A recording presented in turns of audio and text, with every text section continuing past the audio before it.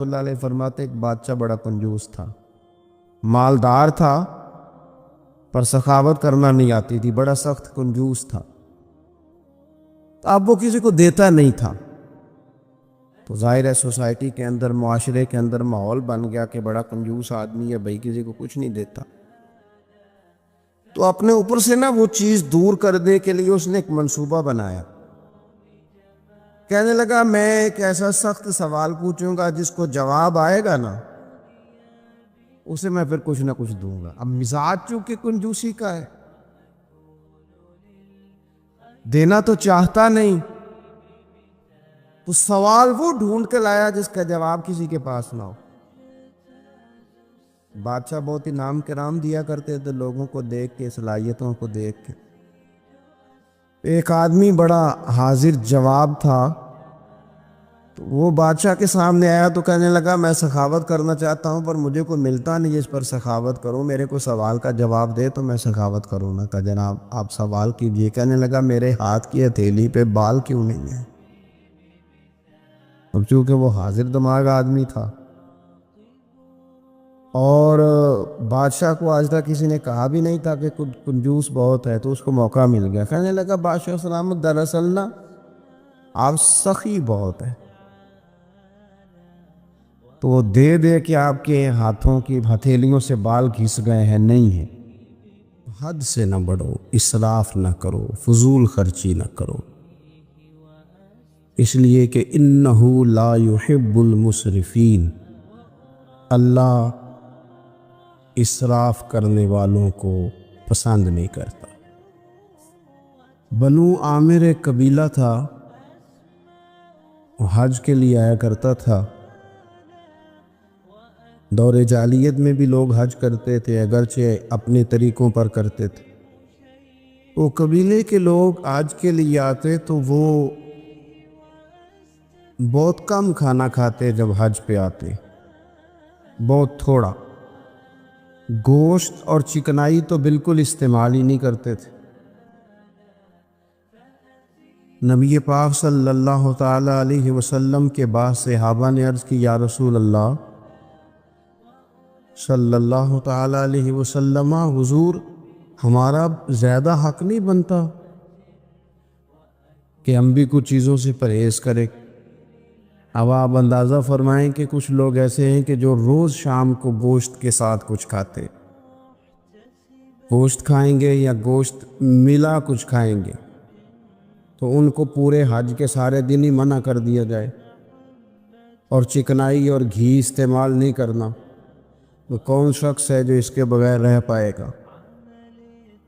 تو صحابہ نے عرض کیا کہ یا رسول اللہ صلی اللہ تعالی علیہ وسلم ہم بھی یہ کام نہ کریں، ہمارا زیادہ حق نہیں؟ تو اللہ تعالیٰ نے آیت نازل کر دی، فرمایا نہیں، کلو واشربو، کھاؤ بھی اور پیو بھی، بس ولا تسرفو، حد سے نہ بڑھنا، اسراف نہ کرنا، فضول خرچی نہ کرنا، جو بھی کھاؤ پیو حد میں رہ کے۔ کھانے پینے سے اسلام منع نہیں کرتا، لیکن ولا تسرفو حد سے تجاوز ہے۔ کیا معنی ہے اس کا؟ ایک معنی تو یہ ہے کہ جب تم کھاؤ تو تم حدود میں رہ کے کھاؤ گے، حلال حرام کی تمیز رکھ کے کھاؤ گے۔ تم مسلمان ہو، تمہارے اوپر کچھ ضروریات ہیں، ایسا نہیں ہو سکتا کہ جو تمہارے سامنے آیا تم کھا جاؤ۔ جو تمہارا ہے تم صرف وہی کھاؤ گے، جو تمہارا نہیں ہے تم اس کے قریب نہیں جاؤ۔ دوسرا معنی یہ ہے ولا تسرفو کا، ہمارے مفسرین نے بیان فرمایا کہ کھانے کے بعد نہیں کھانا، بغیر بھوک کے نہیں کھانا، کثرت سے نہیں کھانا، ہر وقت کھاتے رہنا، ہر وقت کھاتے رہنا، کھانے کو اپنے ذہن پہ سوار کر لینا، رات کو فیصلہ کرنا کہ ناشتے میں یہ کھاؤں گا، اور ناشتہ کرتے ہی دوپہر کے لیے کھانا منگا لینا، پلان کر لینا کہ یہ سبزی منگا لو، اور دوپہر کی ابھی ٹیبل پوری سجی ہوئی ہے، اور दांतों के अंदर वो शख्स सफाई कर रहा है और साथ आर्डर दे रहा है कि शाम को मेरे लिए फलां चीज़, तो कोई खाने पीने तो नहीं ना आया मुसलमान दुनिया में, खाने पीने तो नहीं है। और इतना खाना कि उसको सवार कर लेना। इमाम गजाली रहमतुल्लाह अलैह ने इहयाए उलूम के अंदर लिखा है कि ज़्यादा खाने से मसाइल पैदा होते हैं, शहवत ज़्यादा बढ़ती है ज़्यादा खाने से, गलत ख्यालात ज़्यादा आते हैं। इसलिए सही हदीस में मौजूद है, नबी पाक सल्लल्लाहु अलैहि वसल्लम ने जवानों से फरमाया था कि ऐ जवानों के गिरोह, या निकाह कर लो, और अगर ताकत नहीं रखते तो रोज़े रखा करो, इसलिए कि फाका शहवत को कम करता है, कम करता है बुरे ख्यालात को। ये कमज़ोरी लाता है थोड़ी सी इंसान के जिस्म में, तो ख्यालात कम होते। और फिर जब आप अपना पेट भर लेते हैं, एक तो आप सुस्त हो जाते हैं, नींद गलबा करती है, गलबा नींद का बंदे को गाफिल करता है। कैसे मैं बताऊं ये बात, कैसे बताऊं कि बहुत सारे पक्के नमाजी भी फजर नहीं पढ़ते, सिवाय इसके कि ख्वाब बहुत लिया है और वो नींद के गलबे ने सुबह उठने नहीं दिया। गफलत पैदा होती है, शहवत पैदा होती है, और जब आपका ज़ौक़ बन जाता है ज़्यादा खाने का, फिर आपकी ज़हन की मुशक्क़त बढ़ जाती है, आप फिर ज़्यादा कोशिश करते हैं, सुकून ज़िंदगी में ख़त्म हो जाता है। फिर ये भी कमाना है, वो भी कमाना है, ये भी करना है, ख्वाहिशात बढ़ती हैं, आपका मामला आगे की तरफ निकल जाता है। कोशिश करें ज़िंदगी के अंदर आप एतदाल के साथ, यानी इस्लाम खाने से थोड़ी मना कर रहा है, खाने से मना नहीं किया जा रहा आपको हद से बढ़ने से, एतदाल में रह के आप ये काम करें, एतदाल में रह के आप कुछ चीज़ों से बचें, मुतदिल रखें अपने आप को। अजीज़ दोस्त, एतदाल वैसे भी ज़िंदगी में वो बंदा तंग नहीं होता जो एतदाल के साथ चलता है। ये दरमियानी चाल चले वो परेशान है, बहुत ज़्यादा खाना खाने का रिवाज आ गया है। और फिर ये कि कुछ चीज़ें बतौर फैशन के भी, यानी लोग कहते हैं बर्गर का और पिज़्ज़े का रिवाज बहुत ज़्यादा है। मेरा ज़ाती उसमें राय ये है कि बहुत सारे लोग हैं जो पिज़्ज़े बर्गर को आज भी पसंद नहीं करते, लेकिन मुसीबत ये है कि ये खाना फैशन है, कि नहीं खाएंगे तो लोग हमें अमीर कैसे कहेंगे, नहीं खाएंगे तो लोग पढ़ा लिखा कैसे कहेंगे, जदीद दुनिया का बंदा कैसे मानेंगे अगर नहीं खाएंगे। न करें ऐसा, सादी ग़िज़ा खाएं और बहुत ज़्यादा खाना खाने से अपने आप को बचाएं। नबी पाक सल्लल्लाहु ताला अलैहि वसल्लम ख़ज़ानों के मालिक हैं, ख़ज़ानों के, लेकिन हुजूर ने ना फ़क्र इख्तियार किया, थोड़ा खाया।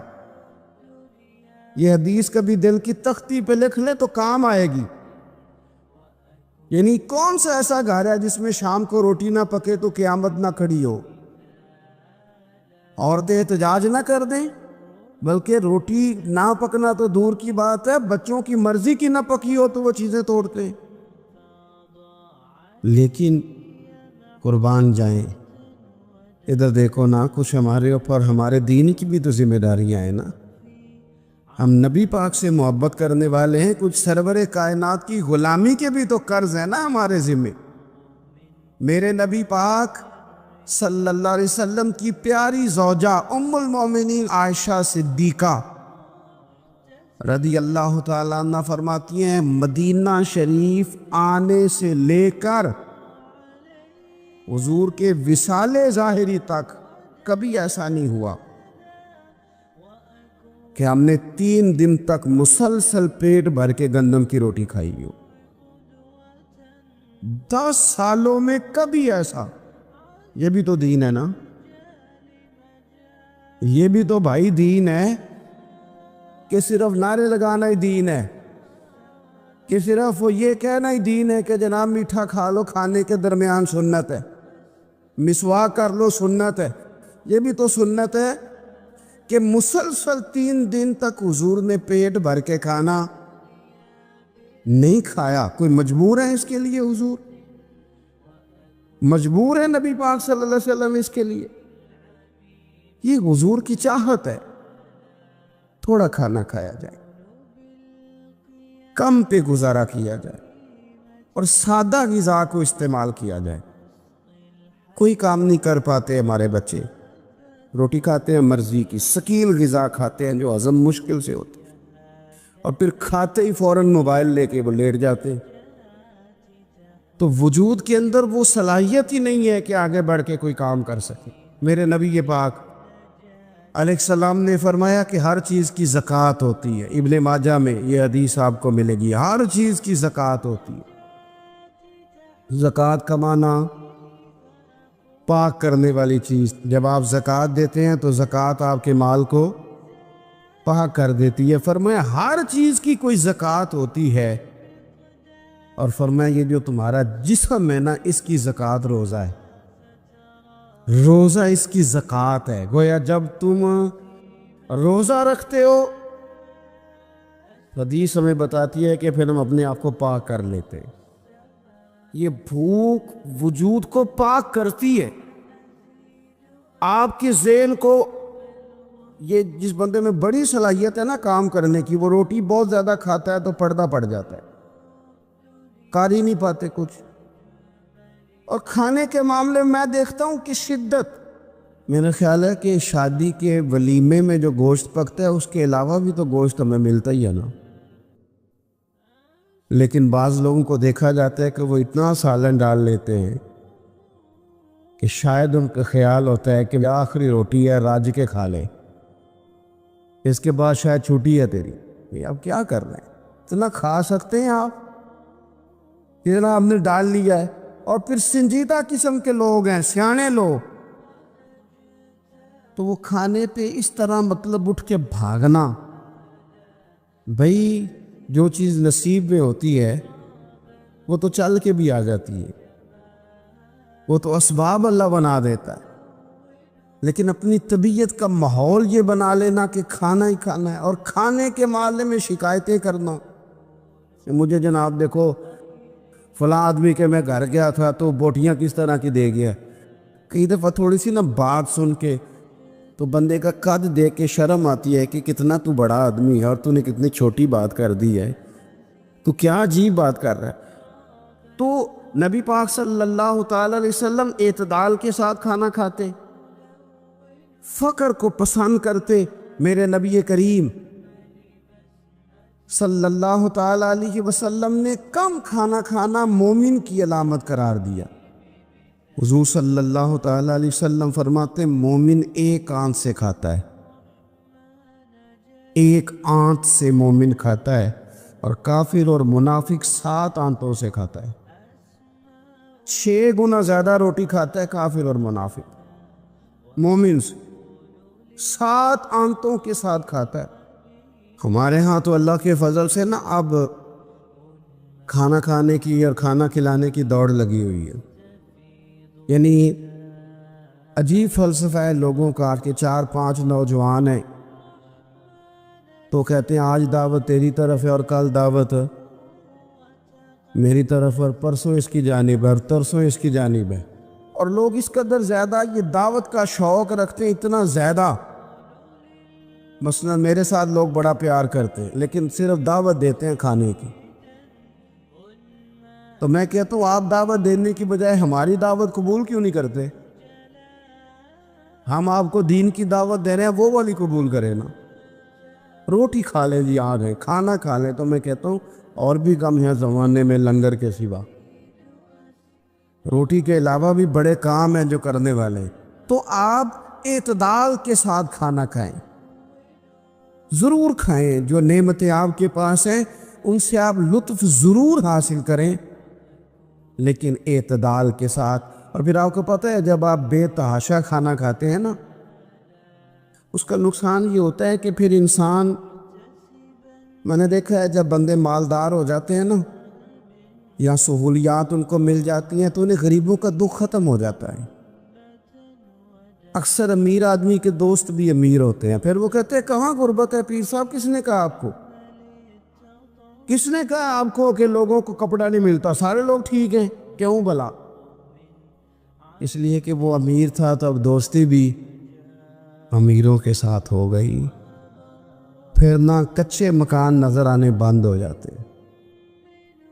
پھر چوک میں دیہڑی کے لیے کھڑے مزدور نظر آنے بند ہو جاتے ہیں، پھر ہسپتال میں کبھی جاؤ نا، میں نے یہ نظام دیکھا ہے۔ ایسے نوجوان بھی ہیں جو میڈیکل سٹور والے سے کہہ رہے ہوتے ہیں کہ شناختی کارڈ رکھ لے، اماں کے لیے مجھے گولیاں جلدی دے دے، میرا بھائی آتا ہے تو تجھے پیسے دیتا ہے۔ یہ لوگ بھول جاتے ہیں نا، اس لیے کہ ہم تو اب چیزیں جو ہیں وہ ہوم ڈیلیوری پہ لے رہے ہیں، پیسے ہی بڑا ہے۔ ہمیں کب یاد رہے گا کہ کوئی بھوکا ہے؟ ہمیں کب یاد رہے گا؟ لیکن یہ تب ہے جب آپ کبھی بھوکا رہنا سیکھے، آپ کی طبیعت میں ہو۔ میرے رسول پاک علیہ السلام نے فقر اختیار کیا تاکہ پتہ چلے غریب کی بھوک کی تکلیف کیا۔ دیکھو، اگر تمہارے ماں باپ تم پر ظلم بھی کریں تو تم نے پھر بھی نیکی کرنی ہے۔ تمہارے رویے سے خیر ہی پھوٹنی چاہیے، تمہارے لب و لہجے سے ان کے لیے ہمیشہ خوبصورت رائے کا اظہار ہی ہونا چاہیے، تمہارے بازو ان کے لیے ہمیشہ کھلے رہنے چاہیے، اور تمہیں ان کے معاملے میں ہمیشہ اپنے رب کو جواب دینے کا تصور قائم رکھنا چاہیے، تمہارے اندر کہیں کمزوری نہ آئے۔ میں بڑی دیر سے اپنے دوستوں کی توجہ اس بات کی طرف مبذول کرا رہا ہوں کہ انسان کے ساتھ ہی ساری چیزیں رہتی ہیں، بیماریاں بھی، پریشانیاں بھی، کاروبار کا اتار چڑھاؤ بھی۔ انسان کے ساتھ دوستوں کی کبھی وفاداری، کبھی بے وفائی، کبھی بچوں کے مسائل، کبھی دیگر رشتہ داروں کے مسائل۔ اسے حکم یہ دیا گیا ہے، اسے سمجھایا یہ گیا ہے کہ وہ کسی ایک چیز میں الجھ کر باقی چیزوں کو بھولنا نہ شروع کر دے، کسی ایک پریشانی، ایک آزمائش کی وجہ سے اپنی زندگی کے سارے معاملات کو داؤ پہ لگانا نہ شروع کر دے، بلکہ وہ اپنے دل کو، اپنے سینے کو، اپنی طبیعت کو کشادہ رکھے۔ یہی معاملہ ماں باپ کے تعلق سے ہوتا ہے۔ ہم نہ ذرا دیگر کاموں میں بعض اوقات اس طرح کا الجھتے ہیں کہ اپنی اس اہم ذمہ داری سے ہم نظریں ہٹا لیتے ہیں۔ میرے نبی اکرم صلی اللہ تعالی علیہ وسلم سے ایک شخص نے یہ عرض کیا تھا کہ یا رسول اللہ صلی اللہ تعالی علیہ وسلم، میں نے نہ تیز دھوپ میں جلتی اور تپتی ہوئی زمین پر کئی میل کا سفر اپنی ماں کو اٹھا کے اس طرح کیا ہے کہ میرے پیروں میں جوتے نہیں تھے۔ اس پوری بات کو پھر سے آپ سمجھے بھلا میں نے کیا کہا؟ یعنی گرم زمین پر گرمیوں میں چلنا ایک انتہائی مشکل کام ہے، اور پھر گرمی اگر عرب شریف کی ہو اور صحرائی علاقہ ہو، اور پھر آپ نے ایک شخص کو بھی کندھوں پر اٹھایا ہوا ہو۔ یا رسول اللہ صلی اللہ تعالی علیہ وسلم، گرم موسم میں گرم ریت پر ننگے پاؤں ماں کو اٹھا کر میں نے میلوں کا سفر کیا ہے۔ خدا را میری بات کو تقریر نہ سمجھنا، یہ ایک غلام نے اپنے نبی سے سوال کیا ہے۔ اس سوال کی لذت کو محسوس کریں اور پھر جواب کا حسن ملاحظہ کریں۔ عرض کی حضور، بڑا میں نے سنا ہے کہ ماں باپ کی خدمت کا حق ادا کرنا چاہیے، تو وہ میں کوئی حق ادا کر سکا ہوں، کوئی خدمت کر سکا ہوں؟ اس نے کہا میں نے میلوں ننگے پاؤں تپتی زمین پر صحرا میں سفر کیا ہے۔ تو محبوب کریم نے بھی اسے سبق یاد کرایا۔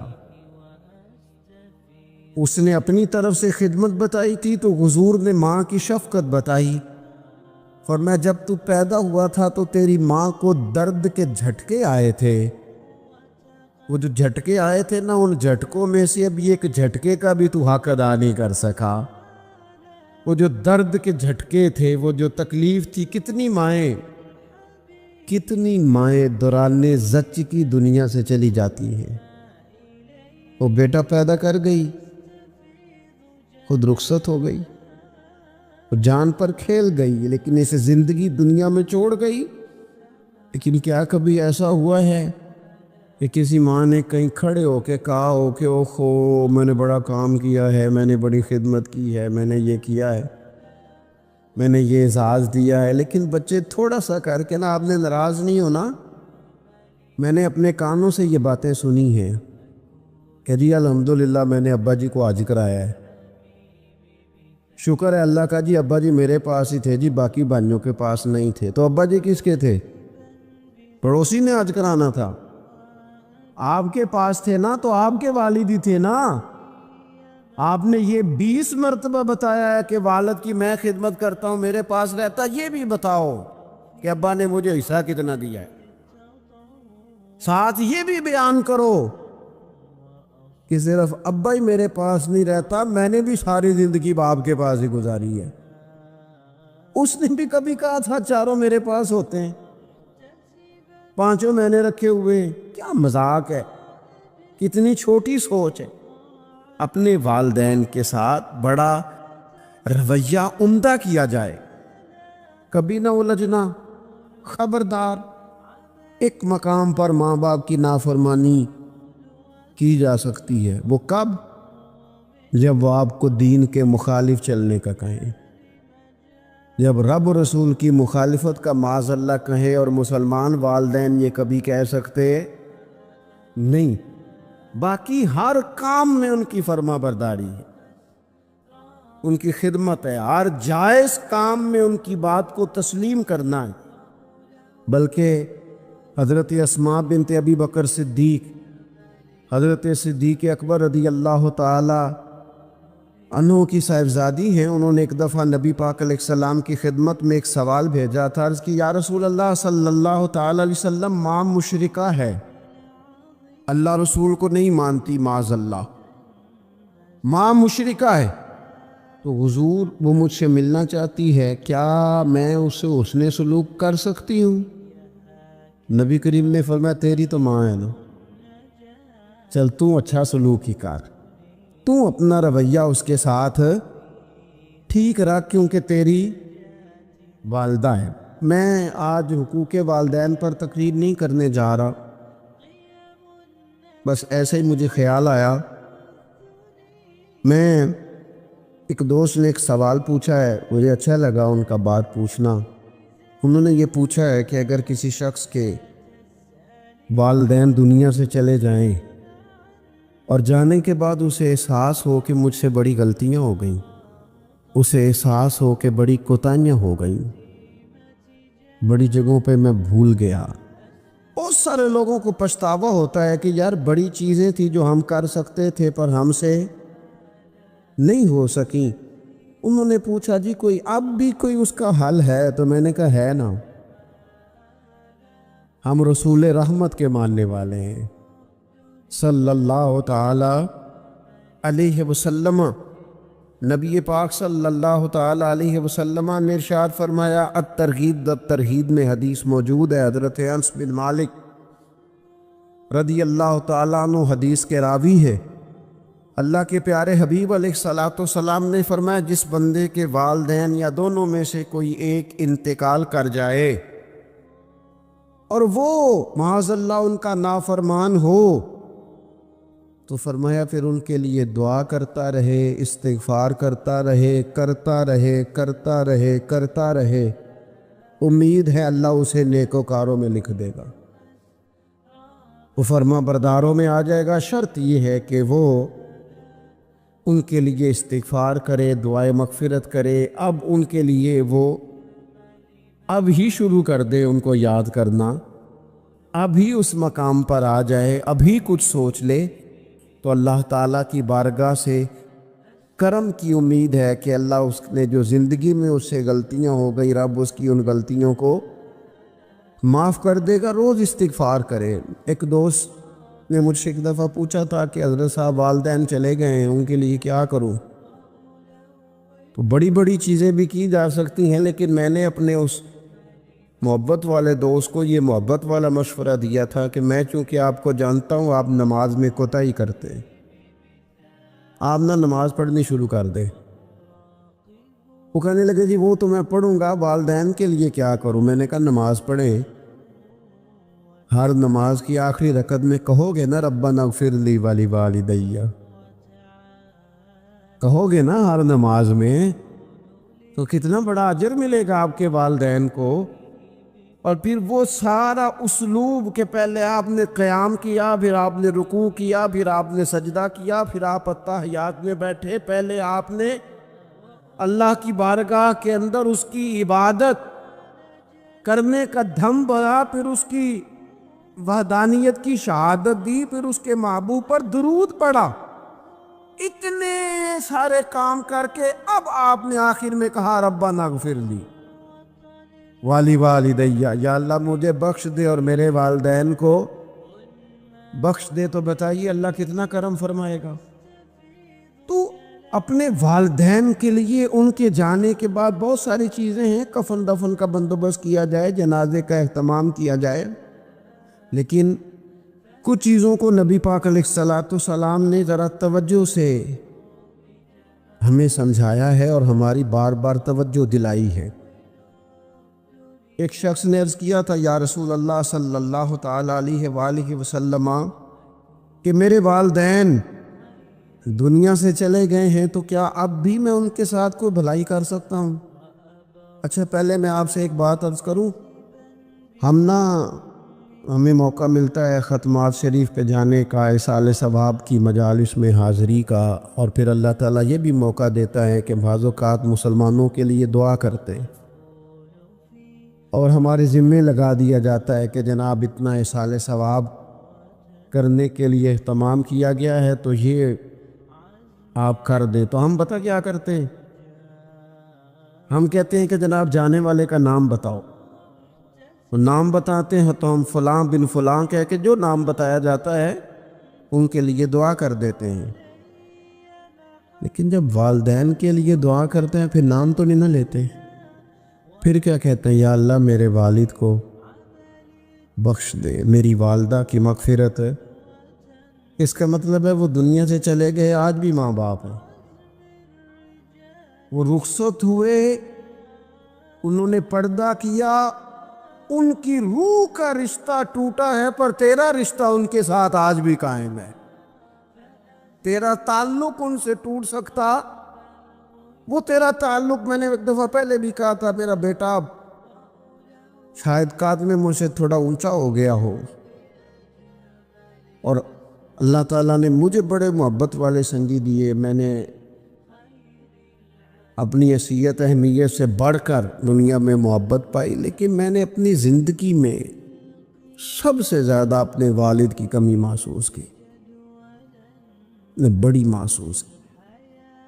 ابھی بھی کبھی کبھی سوچتا ہوں کہ کچھ باتیں صرف ان سے ہو سکتی ہیں، کسی اور سے نہیں ہو سکتی۔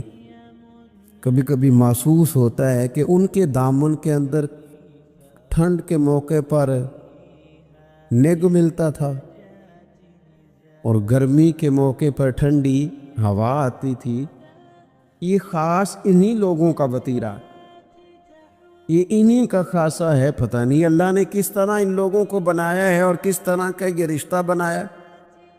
تو نبی اکرم صلی اللہ تعالی علیہ وسلم کی خدمت عالی مرتبت میں عرض کیا، صحابی نے، سنن ابو داؤد شریف میں حدیث ہے، عرض کی یا رسول اللہ صلی اللہ تعالی علیہ وسلم میرے والدین چلے گئے تو کیا میں ان کے جانے کے بعد بھی ان کے لیے کچھ کر سکتا ہوں؟ تو نبی پاک نے 5 باتیں ارشاد فرمائیں۔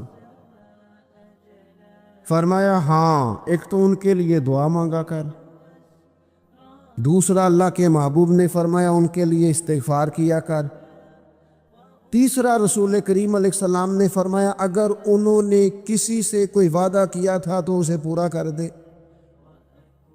اگر تجھ سے ہو سکے، اور رسول کریم علیہ السلام نے فرمایا اگر ہو سکے تو ان کی طرف سے صلہ رحمی بھی کر، یعنی ان کے رشتہ داروں سے اچھا سلوک کر، اپنے چچاؤں کے ساتھ تو نیکی کر، اور اگر تیری والدہ کی طرف سے تو نیکی کرنا چاہے تو اپنے ماموں کے ساتھ، خالاؤں کے ساتھ تو اچھا سلوک کر۔ اور پھر 5ویں نمبر پر محبوب نے فرمایا اپنے والد کے دوستوں کی تعظیم کر، ان کے لیے تیرے دل میں اچھے جذبات ہو تو اکرام کر دوستوں کا۔ اور والد کے دوستوں کے اکرام کا تو اتنا بڑا درجہ ہے کہ حضرت ابو بردہ رضی اللہ تعالیٰ عنہ تشریف لائے مدینہ طیبہ میں۔ حضرت ابو بردہ مدینہ طیبہ میں تشریف لائے تو حضرت عبداللہ ابن عمر رضی اللہ تعالیٰ عنہ ان سے ملنے پہنچ گئے فٹافٹی۔ مصروف آدمی تھے حضرت عبداللہ ابن عمر، بہت بڑے مفتی تھے، لوگ ہر وقت مسائل پوچھتے تھے، حج کے سب سے زیادہ مسائل انہی کو آتے تھے، اور صحابہ میں ایک بہت بڑا مقام رکھتے تھے۔ حضرت عبداللہ ابن عمر فوراً حضرت ابو بردہ رضی اللہ تعالیٰ عنہ سے ملاقات کے لیے پہنچے، اور پہنچتے ہی فرمانے لگے آپ کو پتہ ہے میں آپ سے کیوں ملنے آیا ہوں؟ حضرت ابو بردہ کہنے لگے میں تو خود بڑا حیران ہوں کہ آپ ایک مصروف آدمی اور آپ ٹائم نکال کر کے میرے پاس تشریف لائے۔ فرمانے لگے اس لیے آیا ہوں کہ میرے والد آپ کے والد کے دوست تھے، حضرت فاروق اعظم کے دوست تھے آپ کے والد، اور یہ صحیح ابن حبان میں یہ لفظ موجود ہے۔ حضرت سیدنا عبداللہ ابن عمر رضی اللہ تعالیٰ عنہ فرمانے لگے نبی پاک علیہ السلام نے فرمایا ہے کہ جو اپنے والد کی قبر میں ان سے اچھا سلوک کرنا چاہے وہ والد کے دوستوں کے ساتھ اچھا سلوک کرے، وہ اس رویے کو، اس محبت کو قائم کرے، اس چیز پر خاص اہتمام کرے، خاص ذوق دے۔ ہمارے ہاں نا جی ہم جلدی سے مصروف ہو جاتے ہیں اور اپنے دوستوں کو زیادہ ٹائم دیتے ہیں، اپنا آنا جانا، اپنا اٹھنا بیٹھنا، اپنے شب و روز، ان میں ہم زیادہ وقت گزارتے ہیں۔ کرنے کا کام یہ ہے کہ تھوڑا ٹائم نکال کے، تھوڑی فرصت دیکھ کر اس پر تھوڑی توجہ دی جائے۔ اسی طرح معروف روایت سیاستہ میں موجود ہے، حضرت مالک بن دار کہتے ہیں کہ میں حضرت عبداللہ ابن عمر کے ساتھ جا رہا تھا تو میں نے دیکھا ایک بدو ننگے پاؤں اور ننگے سر آ رہے ہیں۔ حضرت عبداللہ ابن عمر نے فٹافٹ انہیں اپنی سواری بھی دے دی، سیاستہ سے حدیث عرض کر رہا ہوں، سواری بھی دے دی اور پگڑی بھی دے دی۔ فرماتے میں نے عرض کی حضرت عبداللہ ابن عمر سے کہ حضور یہ بدو ہیں، یہ تو تھوڑے سے نذرانے پہ بھی خوش ہو جاتے، آپ کوئی عام معمولی سا تحفہ بھی دیتے تو راضی ہو جاتے، اور آپ نے پگڑی بھی دے دی اور گھوڑا بھی دے دیا۔ حضرت عبداللہ ابن عمر کہنے لگے یہ کوئی عام آدمی نہیں، یہ میرے والد کے دوست ہیں، اور والد کے دوستوں سے محبت کرنا یہ ہمیں رسول رحمت نے سکھایا ہے، کیونکہ اصلہ نال جنیکی کریے تو نسلہ تاک نہیں بول دے۔ محبتوں کو قائم رکھنا، ان کو دوام دینا۔ ہمارا تو چچا کے ساتھ سلوک نہیں رہتا، توجہ نہیں رہتی، ہم نے اصحال ثواب کا جو مفہوم بنا لیا وہ بڑا گڑبڑ ہے۔ اگر تو کسی کے پاس بہت زیادہ پیسے ہوتے ہیں تو وہ اصحال ثواب کی محفل ویسے ہی ایک سیاسی اجتماع بن جاتی ہے، اور جو عام لوگ ہیں ان کا زور کہیں نہیں چلتا تو چلو مسجد میں تو چلتا ہی ہے نا، وہ آ کے کہتے ہیں مولوی صاحب کو کہ بچے بھیجیں اور پورا قرآن پاک پڑھانا ہے ہم نے۔ بھئی نبی پاک علیہ السلام نے تو فرمایا جتنی دیر دل جمے اتنی دیر پڑھو، آپ نے کیوں پابند کیا پورا پڑھنے کا؟ اور پھر اللہ تبارک و تعالیٰ اگر معاف فرمانے پہ آئے وہ تو پتر بسم اللہ بھی پڑھے تو اللہ باپ کو معاف فرما دیتا ہے۔ شرط یہ ہے کہ خلوص ہو، وہاں تو معیار دیکھا جاتا ہے، مقدار تھوڑی دیکھی جائے۔ تو ایصال ثواب تو یہ ہے کہ آپ ضرورت دیکھیں کس چیز کی ہے۔ ہمارے ہاں منوں کے حساب سے کھانے پک جاتے ہیں، بڑی بڑی لمبی دعوتیں ہوتی ہیں، بڑا کچھ ہوتا ہے، لیکن جو ضرورت ہوتی ہے، ضرورت کو ہم نہیں دیکھتے۔ اگر آپ کوئی اور کام ضرورت کا کرا دے نا، کروڑوں روپے آپ نے لگا دیا ختمات پہ اور فلاں پہ، اور جس قبرستان میں آپ نے والد کو دفن کیا اس میں تو غریبوں کے لیے مزید جگہ ہی نہیں دفن کرنے کی، تو یہ اچھا ہے ایصال ثواب؟